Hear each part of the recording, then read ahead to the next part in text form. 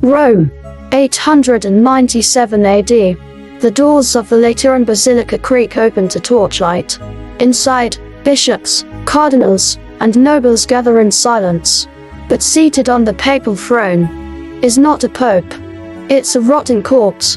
Draped in sacred vestments, the bloated, lifeless body of Pope Formosus is lashed upright for all to see. His jaw hangs loose. His eyes, long devoured by time, stare into nothing. And standing before him, seething with rage, is Pope Stephen VI, the living pope, trembling with fury and madness. What follows is not just a trial, it's one of the most terrifying spectacles in the entire history of the Church. This is the Cadaver Synod, a trial where vengeance wore holy robes, and justice was putrefying in the chair. To understand how a corpse ended up on trial, we must first understand Pope Formosus, the man whose body would later become a symbol of horror. Formosus wasn't always a source of scandal. He was a well-educated and respected cleric, born in 816 AD, who rose through the church's ranks and became the Bishop of Porto. He was sent on missions across Europe, even meeting with kings and emperors. His diplomatic skill was praised. But Rome, at this time, was a boiling cauldron of power-hungry noble families, shifting alliances, and brutal politics.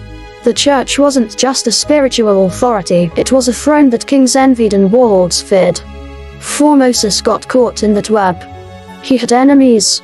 And when he became pope in 891, those enemies were watching, sharpening their knives, not just politically, but literally. The late 9th century is sometimes called the Saeculum Obscurum, or the Dark Age of the Papacy. It wasn't just corrupt, it was deadly. Popes were exiled, poisoned, overthrown, and in the case of Formosus, tried after death. While Pope, Formosus made controversial moves. He invited Arnulf of Carinthia to invade Italy and drive out the powerful Duke of Spoleto, who had influence over Rome and the Church. That Duke, Lambert of Spoleto, Formosus' greatest political enemy.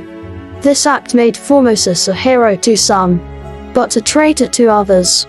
When Formosus died in 896, his enemies weren't satisfied, especially when Pope Stephen VI, backed by Lambert's family, rose to power shortly after.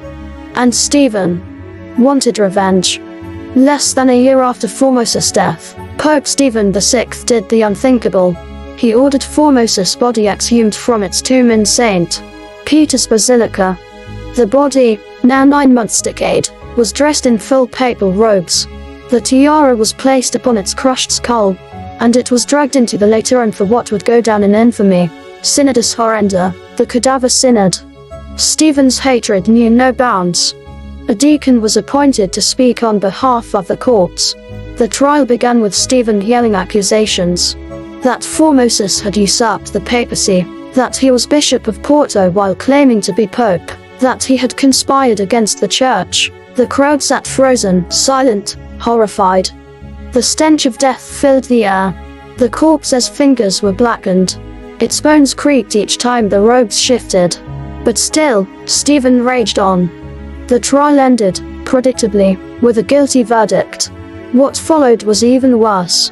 Stephen had Formosus' papal vestments ripped off, his 3 blessing fingers severed, and his body dragged through the streets like a criminal. Finally, the mutilated corpse was tossed unceremoniously into the Tiber River. But Rome had seen enough. The public, already uneasy with church corruption, was horrified by what had just taken place. Riots began to stir. Bishops feared for their own safety. Some even began to question Stephen's sanity. Shortly after the trial, Stephen VI was arrested, imprisoned, and strangled to death in his cell by unknown hands. A new pope reversed the Cadaver Synod's ruling. Formosus' body, miraculously recovered from the Tiber, was reburied in secret under St. Peter's. But the damage was done.